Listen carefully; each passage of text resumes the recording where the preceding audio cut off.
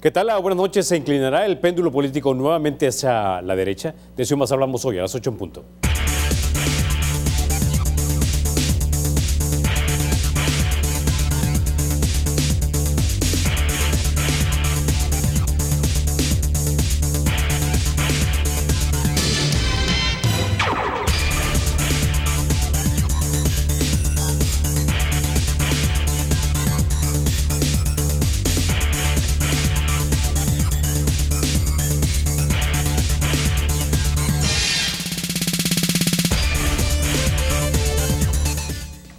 Los salvadoreños somos solidarios, atrevámonos a creer y juntos derribemos imposibles. Bueno, sin mayor preámbulo, vamos a introducir a nuestros invitados. Esta noche nos acompaña el doctor Héctor Dada, exministro de Economía durante la administración del presidente Funes. También nos acompaña Alberto Arena, él es analista y también columnista y economista. Y también nos acompaña Carlos Mauricio Guzmán Segovia, expresidente de FEDAES y también del Centro de Estudios Jurídicos. Caballeros, bienvenidos a 8 en punto. Bueno, antes de comenzar, quisiera que pusiéramos en pantalla el último resultado que nos ha dado la prensa gráfica Datos. Este es acerca de las elecciones y lo que podría pasar. Si las elecciones para diputados de la Asamblea fueran este próximo domingo, ¿por qué partido votaría? Un 22% dijo que por el Partido Arena, un 13,9% dijo que por el FMLN.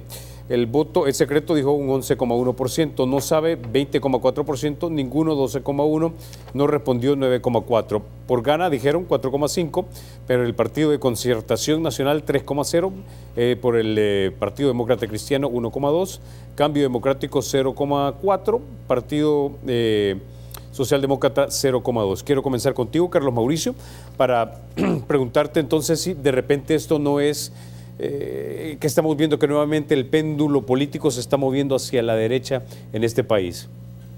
Bueno, muy buenas noches, Carlos. Buenas noches, amigos y colegas. Pues bueno, efectivamente, lo que hemos visto reflejado en estas últimas encuestas, si lo vemos hacia atrás, ¿verdad?, en donde hasta hace un par de meses los dos partidos mayoritarios, llamémosle el FMLN, partido oficial, y el principal partido de oposición, Arena, estaban prácticamente en un empate. Pero ahora ha habido ya transcurrido, ya acercándose propiamente a las elecciones, estamos viendo un despegue prácticamente ya de Arena y donde está dejando un poco más rezagado al FMLN hasta este momento. Es un poco difícil con esos datos poder predecir también cuál va a ser el número de diputados que al final de cuentas estos partidos van a lograr en la Asamblea Legislativa, puesto porque nuestro sistema de elección para diputados es distinto, pues, ¿verdad? Acuérdate que está el cociente y residuo y hay que hacer un ejercicio más acabado para poder llegar a aterrizar, digamos, cuál pudiera ser un número que pudiera tener. En mi apreciación particular, creo que la aritmética, digamos, legislativa, difícilmente va a cambiar abruptamente. Digamos que no espero yo mayores cambios. Sí, probablemente que Arena probablemente esté ganando quizás 1 o 2 diputados más de lo que pueda tener. Y el FMLN tal vez esté perdiendo uno o dos diputados más de los actuales. Pero al final, digamos, ningún partido va a tener la mayoría dentro de la Asamblea Legislativa, es decir, nadie va a alcanzar 43 diputados para hacer mayoría simple. Ok, quiero que añadamos un dato a esto antes de ir contigo, Alberto, y esta es una pregunta que la extrajimos, pero el sondeo de la UCA, de la Universidad Centroamericana José Simeón Cañas. Decía, ¿qué asamblea le conviene más al país? Dominada por otros partidos, decía un 46,4%, sin dominio de ningún partido, 24,6%. Dominada por el Partido Arena, 16,5%, dominada por el FMLN, 9,9%, y no sabe o no responde, 5,7%. Alberto, ¿cuál es tu lectura de lo que estamos viendo en estas encuestas que son una foto del momento, digamos? Bueno, yo creo que después de 9 años de gobierno del FMLN, 9 años y pico, eso crea desgaste, pero aún más si los problemas de seguridad son tan serios, aunque han mejorado un poco, y si la economía se mantiene con bajos crecimientos y vemos que no hay una perspectiva clara de progreso económico y social. Si a eso le agregamos el tema del TPS, ¿verdad? Que mucha de la gente pues se la carga más al gobierno en turno, estaríamos viendo que hay al menos 3 grandes factores, por decirlo menos, que están, por supuesto, incidiendo.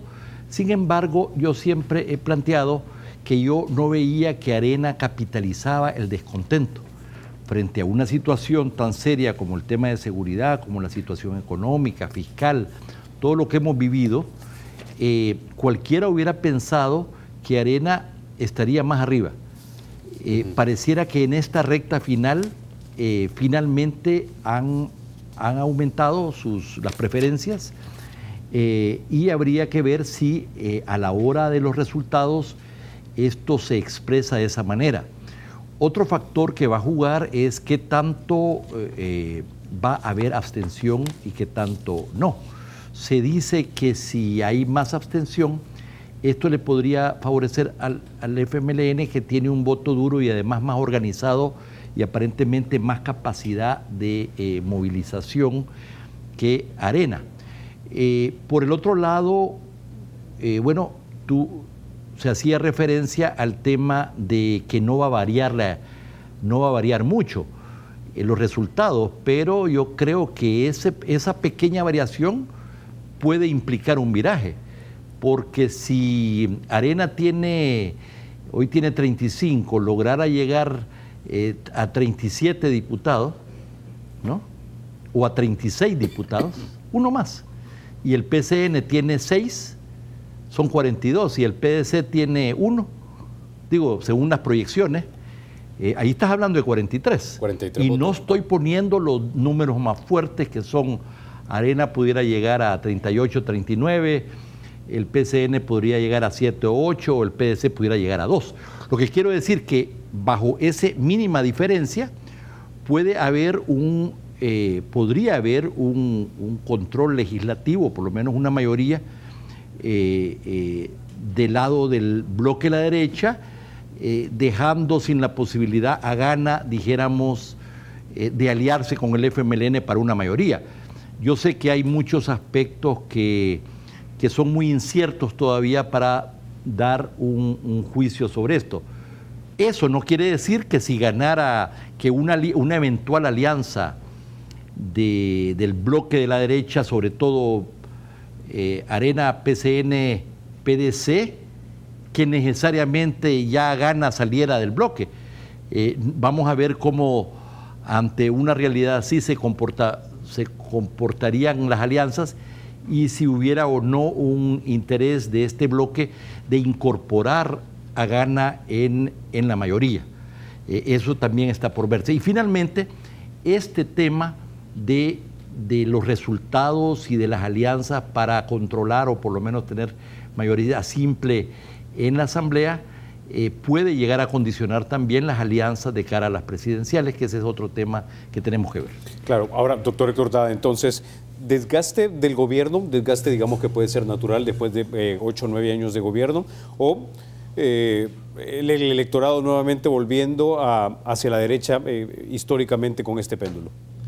Mire, yo no creo que estamos frente a un péndulo que se mueve a la derecha. En la elección pasada sacó más diputados Arena que el Frente, ¿verdad? Y sacó, si mal no recuerdo, 5% más de votos del Frente, o un poco más, quizá. Y Gana no es de izquierda, es de derecha. Gana y el PCN son de derecha. Bueno, pero esos son partidos que ellos mismos se autoproclaman como garantes de la estabilidad. Entonces uno no sabe si van a actuar de acuerdo a su ideología o a la conveniencia cotidiana, y como uno los vio actuar en la Asamblea, yo no me atrevo a calificarlos ideológicamente, que creo que es lo menos importante. Es bastante difícil saber el resultado, no solo por lo que dijo el licenciado, sino por el voto cruzado. Esa complicación que nos regaló la Corte, que a mi juicio es una de las decisiones más incorrectas de la Corte, que también hace que la gente pueda producir situaciones muy extrañas. Debo decir que, si mal no recuerdo, hace un año la diferencia entre Arena y el Frente era mayor que la que hay en este momento en la encuesta de la prensa gráfica. No sé si tú tenés ahí la prensa gráfica de hoy, pero creo que era un poco más grande hace un año. Creo que el gobierno es víctima de que no ha sabido defender sus proyectos o, como dice un amigo mío, cacaraquear sus éxitos. Creo que estamos frente a un gobierno menos malo de lo que se dice y menos bueno de lo que cree el FMLN, ¿eh? Pero no creo que hay más corrupción en este momento que la que hubo en los gobiernos de Arena. Creo que lo que pasa es que hoy se sabe más. Ningún miembro del FMLN ha salido con un banco bajo el brazo, y eso lo vimos en el pasado, ¿verdad? Funcionarios de gobierno que salían con el banco bajo el brazo antes de salir del gobierno, más bien. Entonces, doctor, ¿usted cree que este gobierno lo que ha tenido de malo es malo para comunicar? Yo no lo estoy defendiendo diciendo que es el mejor gobierno de la historia. Lo que estoy diciendo es que ni siquiera ha sido capaz de cacaraquear sus éxitos. Mire, en salud, todo el mundo habla de que faltan medicinas, y sí faltan menos que antes. Pero el Frente ni siquiera es capaz de enseñarle a la gente lo que ha hecho con el hospital de la mujer María Isabel Rodríguez, que si usted lo va a conocer va a encontrar un hospital, como dice un ginecólogo, de primer mundo, un ginecólogo conservador, dicho sea de paso. No es capaz de decir eso, ¿verdad? No es capaz de decir con convicción y generando confianza en la gente lo que han hecho con los secos. Acercar la salud de la gente es un gran éxito, y me estoy refiriendo a salud porque creo que es el área donde el FMLN ha hecho cosas más positivas. Sin embargo, la visión de la gente es muy negativa. Falta una medicina en un hospital y se arma un escándalo y no son capaces de explicarlo. O sea, si no es el mejor gobierno del mundo, como no lo es, se mira peor por su incapacidad de entregarle a la gente sus resultados. Lo que se ha hecho con la micro y pequeña empresa desde el gobierno anterior es un cambio radical del comportamiento que tenían los gobiernos antes. Usted escucha que se diga con convicción de parte de la gente del Frente lo que ellos han hecho en esa área. Bueno, lo que hicimos desde el gobierno anterior, que no era un gobierno totalmente del FMLN, sobre todo el área económica no era del FMLN, no se dice. Entonces, hay una incapacidad de generar convicción en la gente para que valga la pena volver a votar por el Frente. Y yo pertenezco a un partido político, ¿verdad?, por el cual voy a votar, o sea que no estoy diciendo que yo voy a votar por el Frente. Pero sí quiero decir eso. Además, creo que hay bastante diferencia en las encuestas. La prensa gráfica da una diferencia más grande que la UCA, y las dos dan una diferencia muy superior a la que da la Universidad Francisco Gavidia. Y la de la Francisco Gavidia a mí me llama la atención porque también da un porcentaje menor de gente que afirma que va a votar. Pero en la encuesta de la UCA, para mí hay una pregunta que me parece muy significativa, que las 3/4 partes de la gente que contesta dice que los partidos ofrecen más de lo mismo o que no están ofreciendo nada. Y eso es muy importante, y creo que esa es la respuesta en la que la gente tiene más razón. Así que cuando uno oye las entrevistas a los candidatos, o hablan de ilusiones sin decir cómo se van a financiar, o comienzan a decir vaguedades o decir cosas que no se pueden hacer. Candidatos a diputados que se van a encargar de la seguridad pública, ¿verdad?, o se van a encargar de educar, o Arena que dice que va a subir al 6% en 3 años el gasto en educación, ¿verdad? pero que va a contraer el presupuesto y no va a aumentar impuestos. No sé cómo se hace eso, ¿verdad? Yo como economista no he aprendido a hacer esos malabares, ¿no? Entonces, estamos en una campaña donde se ofrece cualquier cosa sin explicar cómo, sin decir a veces muchas cosas que corresponden al cargo que se aspira. No creo que el cambio va a ser tan brusco. Según la prensa gráfica que hace un cálculo de los diputados, el PCN va a crecer menos de lo que yo creía que iba a crecer. Más bien parece que no va a crecer. Entonces, el partido ganador en el escenario que tú estás diciendo sería Gana. Okay. Y una persona en particular.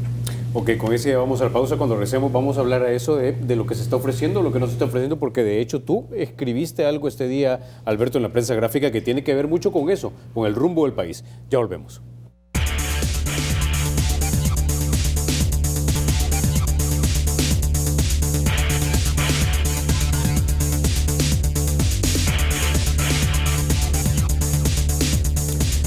Banco Promérica cuenta con la garantía de rapidez en todas sus cajas, donde lo atienden a usted en 20 minutos o menos. Bueno, vamos ahora con Carlos Mauricio.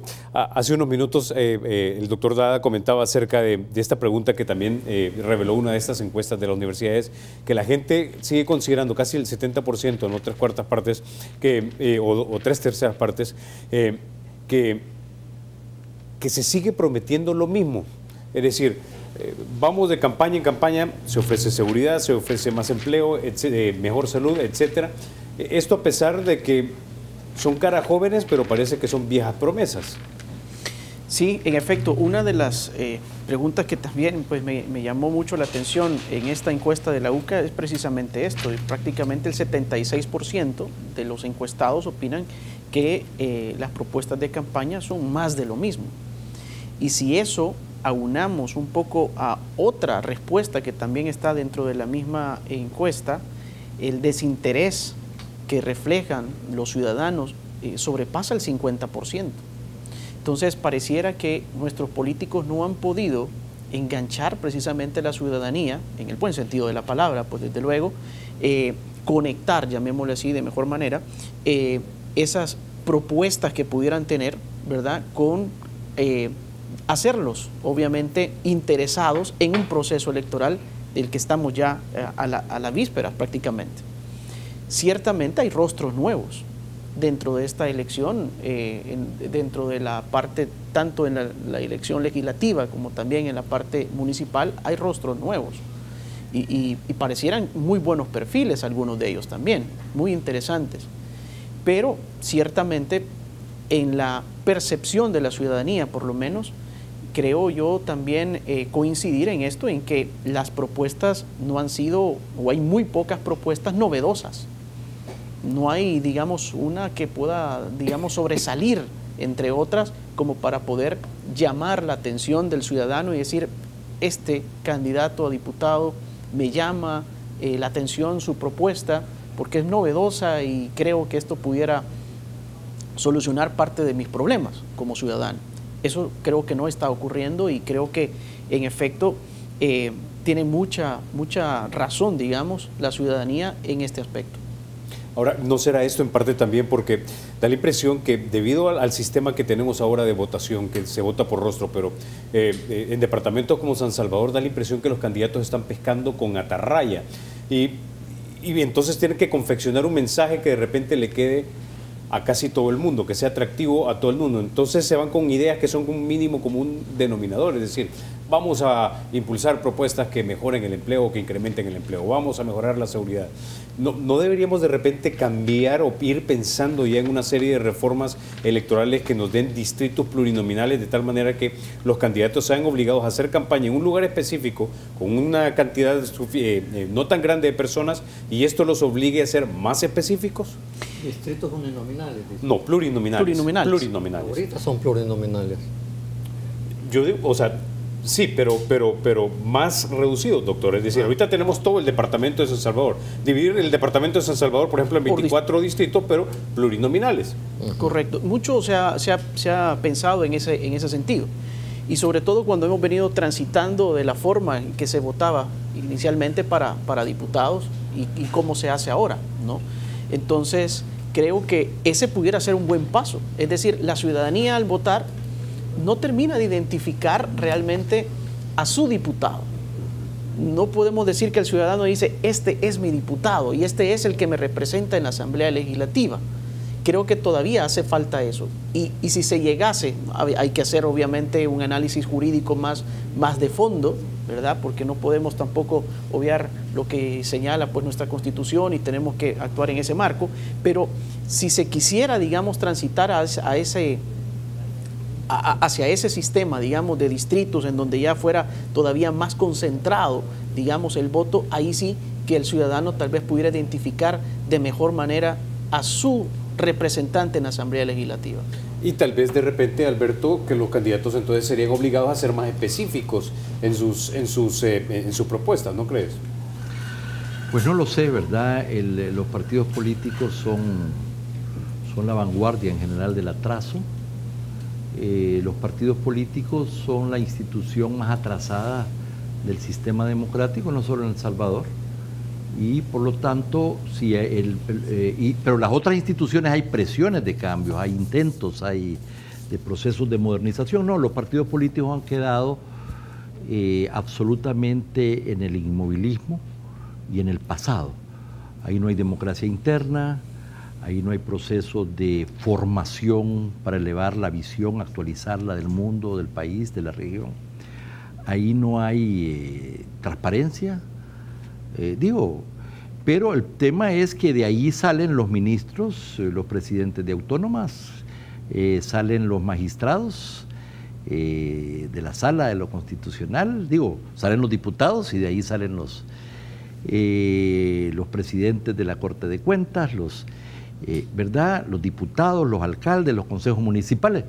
Es decir, un sistema es tan sólido como lo es su eslabón más débil, por definición. Y los partidos políticos son el eslabón más débil del sistema, con un agravante, pues que son el origen del problema de otras instituciones, de la crisis o de los problemas de otras instituciones. Y con una gran ventaja para ellos, aparentemente, aunque por una gran desventaja para el país, y es que hay presiones sobre todos para que cambien, menos sobre ellos. O sea, el Zoom no se enfoca en los partidos. No hay quien todas las instituciones tienen mecanismos de control, de seguimiento, de monitoreo, de control y de ejercicio de reformas, dijeron, menos los partidos, porque además ellos son los que tienen controles en la asamblea, entonces no quieren que lo fiscalicen. Entonces, ¿de dónde viene? Bueno, la sala de lo constitucional ha hecho algunas cosas, pero sin mucho éxito, y algunos dirán que se ha metido a legislar donde no le competía, donde no le compete. Pero bueno, todo eso es... Entonces, este es un tema que no se discute. Aquí discutimos de todo, menos sobre los partidos políticos, ¿verdad? Entonces, y seguimos votando y ahora hacemos como que nos entusiasmamos. Yo no me entusiasmo mucho, pero sobre las próximas elecciones, esto es más de lo mismo. Y el tema es quién le va a poner el cascabel al gato y cuándo. Yo no veo por ahí. Así que, y por otro lado, el país confronta, yo diría, el agotamiento de un esquema o un modelo en lo económico, en lo social, en lo institucional. Este es un Estado fallido o en proceso de serlo, ¿verdad? Donde se combinan problemas muy serios de seguridad, económicos, sociales, medioambientales, con una ingeniería del Estado obsoleta, y nos vienen con unos churritos, pues cada vez, ¿verdad? Los problemas son enormes. Hay que refundar el Estado, hay que plantear, hay que poner luz alta para ver cómo salimos de esto, y te salen con unos churritos. Ahora, entonces, esa es la sensación, creo yo, también que tenemos frente a la complejidad de los problemas.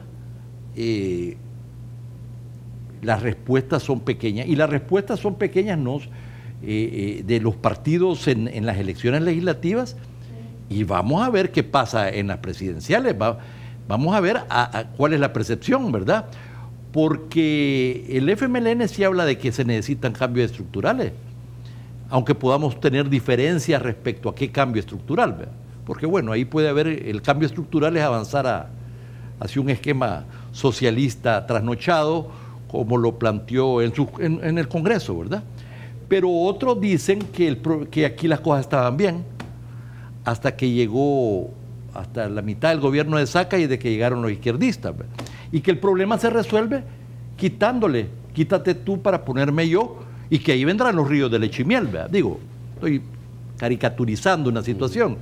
Entonces, el abordaje en serio, consistente de la crisis histórica que tenemos, no la vemos por ningún lado.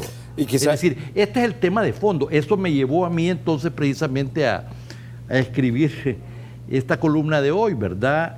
Las grandes preguntas a nuestros políticos y candidatos. Es decir, miren, dejémonos de nimiedades, dejémonos de estar viéndonos el ombliguito y de estar en un debate con muy poco sentido frente a las dimensiones. Si tú tienes un problema muy serio cardiovascular, ¿verdad?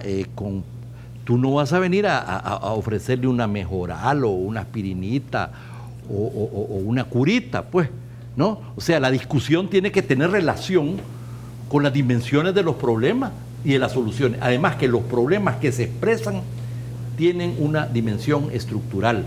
Es decir, que no son problemas que se resuelven en la coyuntura, sino que tiene que haber un esfuerzo del país en su conjunto con una estrategia sostenida de transformaciones en el tiempo. Y uno escucha hablar a los líderes políticos. No te estoy hablando de candidatos de un pueblo pequeño en el interior del país. Te estoy hablando de liderazgo político nacional. Ok, quiero traer en este punto al doctor Héctor Dada porque da la impresión que esa pregunta que usted citó, de que la gente no escucha propuestas nuevas, tiene que ver en parte también con la manera en la que están, digamos, organizados los partidos, que si bien es cierto, hoy son más sofisticados, parecen ser siempre la sombra de aquellas estructuras provinciales que solamente sirven para ganar votos, para acarrear gente en los mitines, para organizar mitines, pero no son verdaderos tanques de pensamiento que deberían de serlo, a mi modo de ver, debería haber mucho estudio, mucha investigación, desarrollo de pensamiento político para proponer soluciones complejas a problemas complejos como los que nosotros tenemos, doctor. Mire, yo le voy a decir una cosa en primer lugar. Los partidos son reflejos de la sociedad. Los partidos están formados por ciudadanos y votan por los partidos los ciudadanos. Esa es la primera cosa que nos debemos dar cuenta. No se componen los partidos desde los partidos mismos, sino desde la ciudadanía. La exigencia la tiene que tener la ciudadanía. Por ejemplo, usted estaba diciendo que si usted es en los distritos más chiquitos, entonces la gente va a entrar en contacto directo con sus ciudadanos. Pero resulta que usted lo está eligiendo para gobernar el país, no para gobernar su territorio. Entonces, él tiene que tener respuesta a los problemas globales del país, ni siquiera de su departamento, por lo que dice Alberto. Sí, eso de que hoy no hay inversión porque el FMLN gobierna, y entonces mi pregunta es si porque en el periodo de Flores no había inversión tampoco, ¿no? Cuando eran los empresarios los que gobernaban. No era Arena, eran los empresarios los que gobernaban directamente. Entonces, hay problemas estructurales que hay que resolver y eso no hay respuesta. Pero hay que decir, ¿y la academia qué respuesta da a los problemas nacionales? Porque los partidos deben de pensar por sí mismos, sí, pero deben de recibir insumos de la academia. Somos una sociedad que se permite tener una academia que no aporta sobre los problemas nacionales, en general. Las excepciones confirman la regla. Tenemos un problema de una sociedad que está dejando pasar el tren de la historia, no los partidos solamente. Los partidos con su sociedad están atrasados y hemos avanzado contra lo que dicen algunos que en los gobiernos del FMLN ha habido desinstitucionalización del país, yo digo que es uno de los periodos de más intensa institucionalización. Pero ha llegado un momento de choque entre la institucionalidad que hemos creado y que la permitió la alternancia y lo que tolera de institucionalización democrática la sociedad, porque no somos una sociedad con pensamiento democrático. Entonces, el problema es mucho más profundo. Todo el mundo se enfoca en los partidos y además la gran campaña de los que dicen que piensan es que no hay que afiliarse a los partidos. Hasta en los términos. Aquí en este programa usted ha oído hablar un montón de gente que hay que ciudadanizar las juntas electorales. Y los representantes de partidos políticos que estaban ahí antes no eran ciudadanos. No, usted no las está ciudadanizando, eran ciudadanas. Las está despartidizando, que es otra cosa. Pero en la forma de hablar está reflejando una sociedad que no acepta que los instrumentos ideales y únicos para construir democracia son partidos políticos democráticos. Sin partidos no hay democracia. Sin partidos hay dictadura. Pero sobre eso no reflexionamos, no sobre los partidos, sino lo que significan los partidos en una sociedad y lo que la ciudadanía debe hacer con los partidos.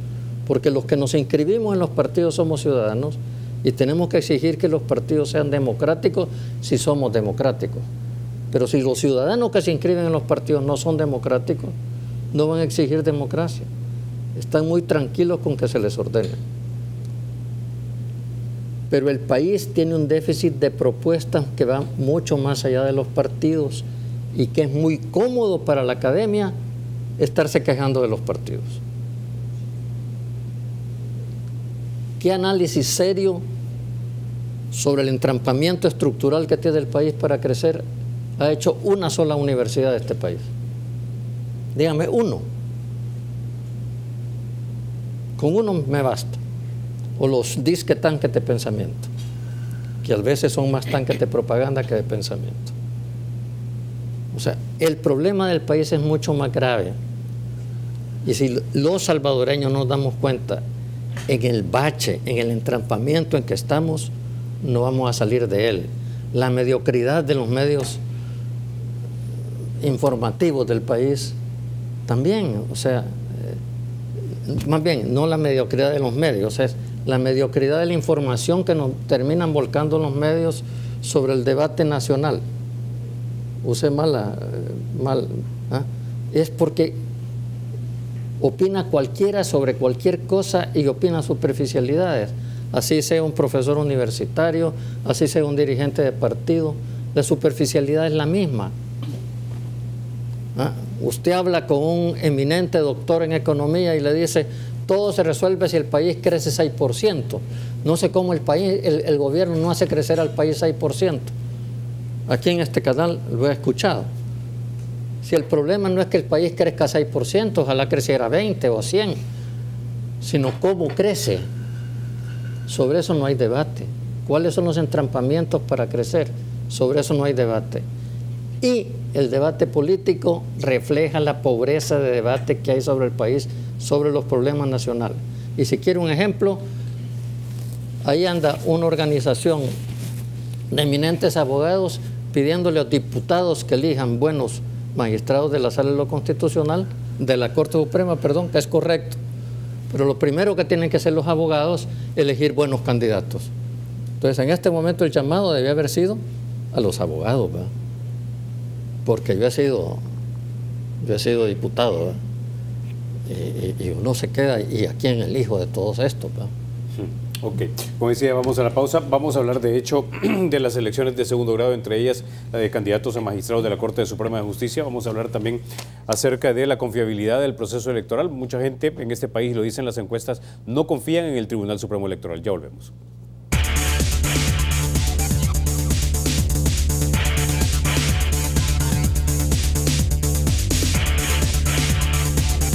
Gracias por continuar con 8 en punto. Carlos Mauricio, quiero que toquemos ahora el tema de las elecciones propiamente. Las encuestas también han revelado que hay un alto grado o un alto porcentaje de la ciudadanía, debo decir, que tienen desconfianza en el Tribunal Supremo Electoral y cómo van a conducir la elección. Quiero que escuchemos, sin embargo, lo que nos dijo a nosotros el doctor Miguel Ángel Cardosa, magistrado del TCE, cuando habló con las compañeras de Sin Su Permiso. Escuchamos. Se acusaron 220, les hemos dicho no a su excusa. El resto le hemos admitido la excusa. La gran mayoría son por razones de salud. ¿Hasta cuánto van a esperar los otros 10.000? Estamos hablando de los próximos 2 fines de semana, que son las últimas 2 capacitaciones, y especialmente la del 24 y el 25, que es el último taller de llenado de acta y conteo de votos. Nosotros esperamos que la gente asista a 3 jornadas. Con 2 que la gente asistiera, los vamos a acreditar, toda vez que una de ellas sea el taller práctico de conteo de votos y llenado de actas. No sé tú, pero yo miro problemas ahí porque los partidos entrenaban antes a las personas que estaban en las juntas receptoras de votos, las entrenaban no solamente para defender el voto, sino que para saber cómo actuar. Ahora dependemos de ciudadanos. No sabemos también si todos los que integren las juntas van a ser todos de diferentes partidos o diferentes simpatías, o si de repente vas a tener 3 o 4 de un mismo partido simpatizando y uno de repente del otro partido. Es decir, siento que aquí puede haber un poco de problema a la hora de manejar la elección. En mi opinión particular, ese es quizás el principal reto o desafío que tiene en este momento el Tribunal Supremo Electoral, y es la conformación de las juntas receptoras de votos. Las juntas receptoras de votos son unos mini tribunal, llamémosle así, que digamos es el encargado de la elección de esa urna. Y ciertamente lo que hemos visto a lo largo de estas semanas atrás y meses atrás es que ese desinterés precisamente del que se habla pues precisamente en las encuestas también se ve reflejado a la hora de querer participar como miembro de estas juntas receptoras de votos. Yo creo que nadie por su propia voluntad, o muy pocos por su propia voluntad, han ido a decir, bueno, yo quiero participar o que se me tome en cuenta como miembro de junta receptora de votos. Y lo que el tribunal ha llamado, ha habido una gran cantidad, si no miles, de salvadoreños que han dicho no. Y han dicho no muy probablemente porque están percibiendo del Tribunal Supremo Electoral quizás una falta de debida gestión, llamémosle así, en la organización de esas juntas receptoras de voto y todo lo complicado que puede llegar a ser para un ciudadano lograr entender cómo, no solo cómo votar, sino ahora cómo llenar ese montón de actas y formularios que tienen que llenar. Y si tomamos hacia atrás la experiencia del año 2015, en donde vimos juntas receptoras de votos que eran las 6 de la mañana y no terminaban de contar votos. Entonces mucha gente ha de haber pensado, no, yo no me quiero meter en ese lío. Yo no estoy seguro que ese sea el problema principal, no estoy ni mucho menos minimizándolo. Pero con las reformas que hizo la Sala de lo Constitucional y además el voto cruzado y el voto por rostro, esto implica contar fracciones y muchas en las mesas, ¿verdad? Y si hubo una decisión deliberada, pareciera, deliberada, de disminuir el presupuesto asignado al Tribunal Supremo Electoral, es un tema de prioridad política. Hay que ver entonces por qué razón hubo esta disminución considerable. Cuando tú tienes una prioridad, ya no dijéramos el tema electoral, tú priorizas eso. Punto número 1. Con eso, ¿qué sucedió? Tuvo el tribunal menos recursos, decidieron no incorporar tecnología, porque la tecnología existente, ¿verdad?, no va a contar los votos en la mesa, ¿verdad?, sino que se va a hacer, entiendo yo, manualmente. Y los quebrados se van a tirar a otra instancia, ¿verdad? No sé a dónde, del mismo tribunal que se van a contar. Por el otro lado, la transmisión de votos no tiene tecnología, tampoco. Lo que tiene es que con la tecnología de Corea del Sur van a hacer una fotografía de la acta, por cierto incompleta, de las mesas, que no cuenta quebrado, ¿verdad? Y esa fotografía la va a transmitir, pero no es que van a transmitir electrónicamente los resultados de las mesas para que haya una totalización a nivel más centralizado y que se sume y que podamos tener resultados el mismo día, ¿no? Ojo con esto, esto es muy serio.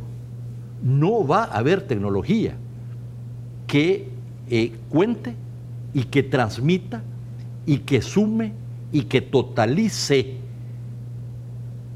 Esto es muy serio, pero se origina desde el tema de cuánto fue el presupuesto, porque a la hora de analizar las diferentes opciones y el proceso, pareciera que hubo una decisión de excluir a otras ofertas que resolvían el problema tecnológico. Entonces, ¿tú crees que por designio se tiene este sistema actual? Pero yo no creo que estas cosas sucedan así porque bueno, ¿verdad? Yo creo que puede haber una direccionalidad política. El país tiene demasiados problemas, hay demasiadas tensiones, demasiadas confrontaciones para que encima de eso no hayamos creado un proceso legítimo, transparente y además con la última tecnología, con el estado de arte de la tecnología sobre esto. Entonces ya la vez pasada no dieron los resultados y ahora no van a estar los resultados el mismo día. Y algunos dicen que esto podría ser un despelote, ¿verdad? Entonces, claro, eso es lo que yo estoy viendo y encima de eso le dieron la tecnología o la compañía encargada, pues se dice pues que tiene varios cuestionamientos sobre ella, sobre sus actuaciones en otras partes del mundo. No voy a entrar a ese tema ahora. Entonces vemos que por un montón de lados hay problemas muy serios, ¿no?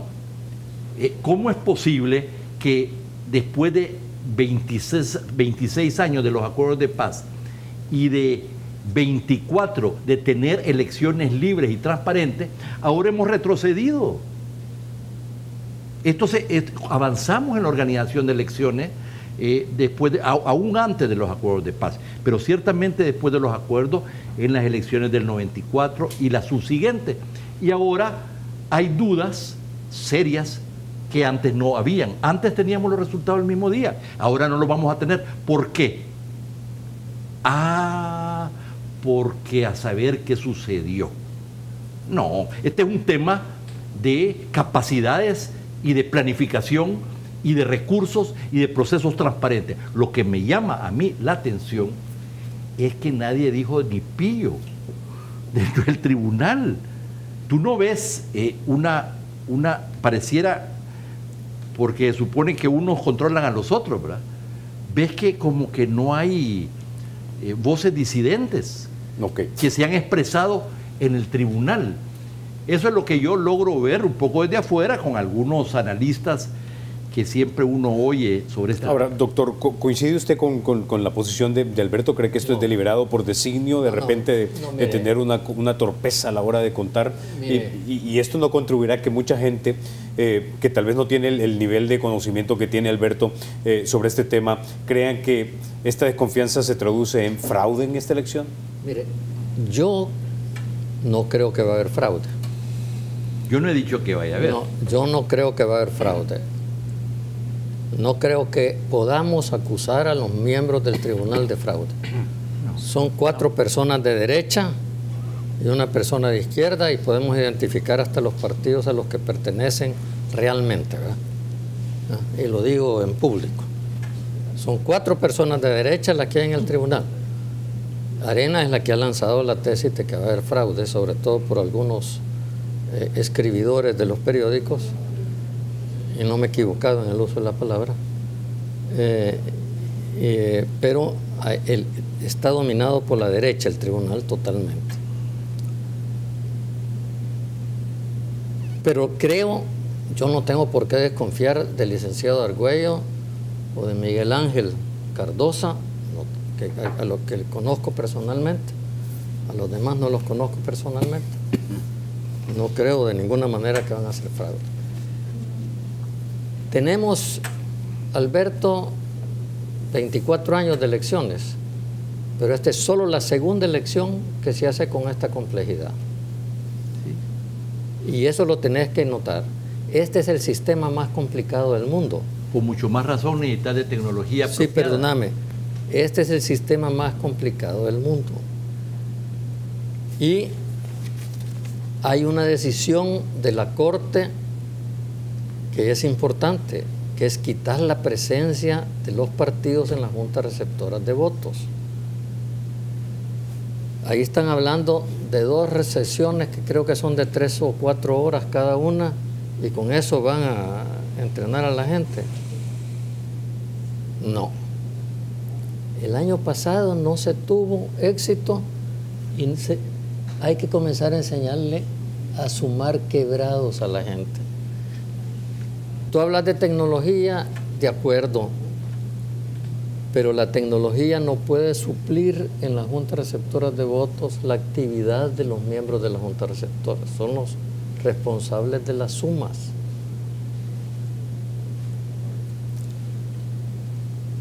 Creo que estamos metidos en un problema administrativo muy grave y que no se hubiera resuelto con dinero, Alberto. Perdóname, yo tengo alguna experiencia de manejar procesos electorales en mi vida.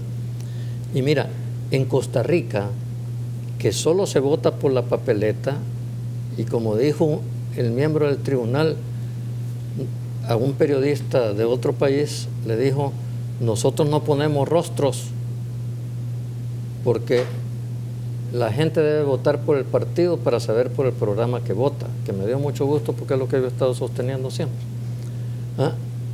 Y aún así, hasta las 2 de la tarde del siguiente día se supo el resultado de la elección presidencial. Con solo marcar la bandera del partido, que no hay que sumar quebrados, no hay que distribuir entre 24 candidatos en San Salvador, y que el que votó por 3 vale 1/3 el voto, y el que votó por 24 vale 1/24. Yo te diría que hay muchos profesionales que no son economistas o que no son ingenieros, que no pueden manejar la aritmética necesaria para sumar esos quebrados. Y estoy pensando en varios amigos míos, buenos profesionales, abogados, por ejemplo, o médicos que no son capaces Pero de no me hacerlo. vuelve a ver a mí, doctor. Que eso se estudió en primaria ya hace mucho tiempo. Por eso. Entonces, tenemos que tener en cuenta eso y no debemos alimentar las dudas sobre el manejo honesto de las elecciones. Tienen que recordar que en cada mesa sigue habiendo vigilantes de los partidos. Exacto. Un partido que salga a decir que en una mesa donde no ha puesto ninguna queja, ahí le robaron la elección, o tiene militantes irresponsables, o está diciendo una mentira. Entonces, creo que a la gente hay que generarle confianza en la honestidad del proceso y pedirle paciencia frente a la dificultad administrativa que con muy poca responsabilidad organizó la Sala de lo Constitucional, y lo digo con todas las letras. Ok. Tengo que ir a la pausa. Cuando regresemos vamos a hablar ahora, pero del proceso ese de selección de candidatos a magistrados de la Corte Suprema de Justicia, que es algo de lo que va a tener que ser la próxima legislatura. De eso hablamos en solo minutos. Ya volvemos.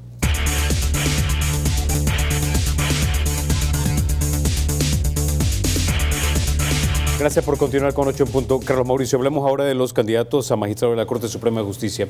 El gran debate en este momento es si son partidarios algunos o no son partidarios. Poco hablamos realmente de la filosofía jurídica de los posibles candidatos. Quizás, si me permite, Carlos, más que hablar de candidatos en ese momento, y quizás quisiera conceptualizar, digamos, la importancia de esta elección. La elección a la cual nos vamos a enfrentar para la elección de magistrados de Corte Suprema de Justicia es fundamental. Lo que nos estamos jugando aquí es precisamente uno de los pilares fundamentales de todo Estado democrático de derecho, y es precisamente la división de poderes, el control, el balance, el contrapeso que debe de existir en todo Estado democrático, repito, de derecho. Eso es lo que nos estamos jugando. ¿Por qué nos estamos jugando eso hoy? Porque ni más ni menos que 5 magistrados serán electos como propietarios y 5 como suplentes. Pero de esos 5 propietarios, 4 de ellos van hacia la Sala de lo Constitucional. Es una renovación casi total de la Sala de lo Constitucional. Y esto históricamente se da por una distorsión que hubo, digamos, del proceso. En el año 2003 y en el año 2006 se movieron, digamos, magistrados que ya integraban la Corte Suprema de Justicia hacia la Sala de lo Constitucional. Eso creó, digamos, una distorsión en la forma de elegir. Ahora, 2018, no deberíamos de estar eligiendo a 4 magistrados hacia la Sala de lo Constitucional. Probablemente la renovación habrá sido nada más de 2 de ellos, pero ahora son 4. Repito, las decisiones en la Sala de lo Constitucional en materia de inconstitucionalidades se toman por 4. Entonces, de ahí la importancia de lo que nos estamos jugando como país. Luego, si quisiéramos ya hablar propiamente del tema de los candidatos, ciertamente creo que los principales responsables de llevar buenos y mejores candidatos somos precisamente los abogados, porque desde ahí parte el proceso. Nosotros como abogados tenemos la responsabilidad de poder elegir dentro de nuestras propias asociaciones aquellas personas que consideramos las más idóneas y las más capaces. Ya un artículo de la Constitución señala el tema de la idoneidad y de la capacidad, pues obviamente, y de la moralidad notoria, que antes parecían, digamos, algunas palabras etéreas probablemente, si queremos llamarle así. Pero precisamente la Sala de lo Constitucional en distintos fallos ha dotado de contenido, llamémosle así, a esas palabras. Okay. Y ahora es precisamente que vemos mayores filtros para poder elegir, digamos, a esos candidatos. Por cuestión de tiempo tengo que ir con usted, doctor Dada. Mire, yo estoy de acuerdo con el licenciado.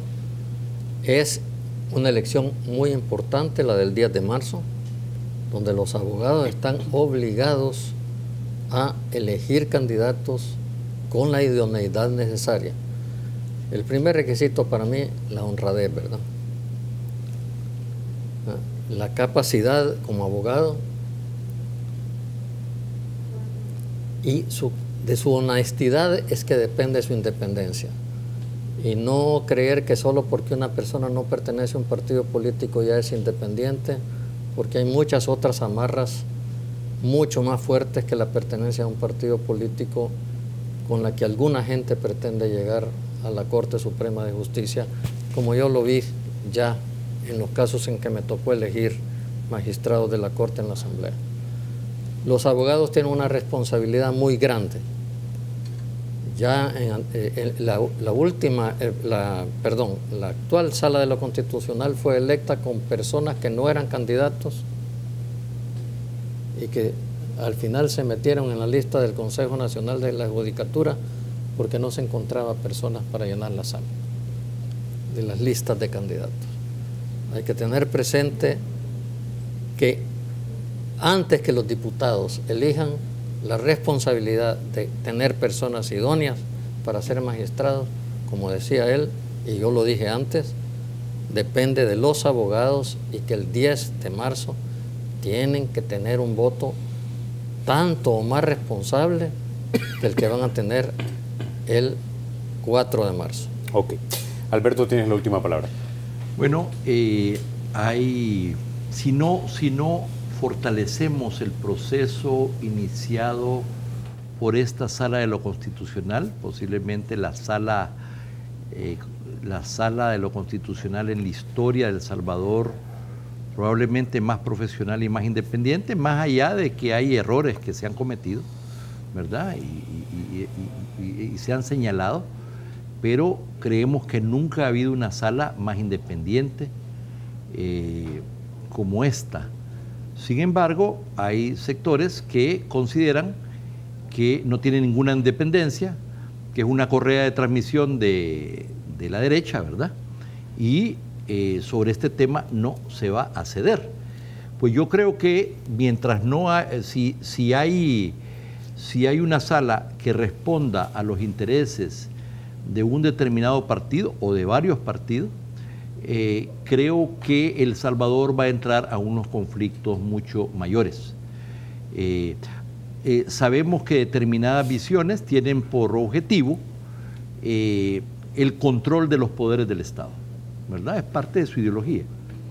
Y entonces, ante esto, es natural, bajo esta perspectiva, es natural la visión de pasar a controlar la sala. Creo que no hay manera de avanzar en una sociedad más democrática si no hay, ¿cómo se llama?, separación de poderes, si no hay una sala independiente. Me parece que viviremos en conflictos y en divisiones muy grandes. Tengo que detenerte, Alberto, se nos acabó el tiempo. No me resta más que agradecerles, caballeros, que hayan estado ustedes esta noche aquí en 8 Punto. Ustedes, amigos, se quedan con Olimpia 33. Soy Carlos Toledo, gracias por vernos. Mañana regresamos con este compromiso, el compromiso de hablar de los temas de República. Buenas noches.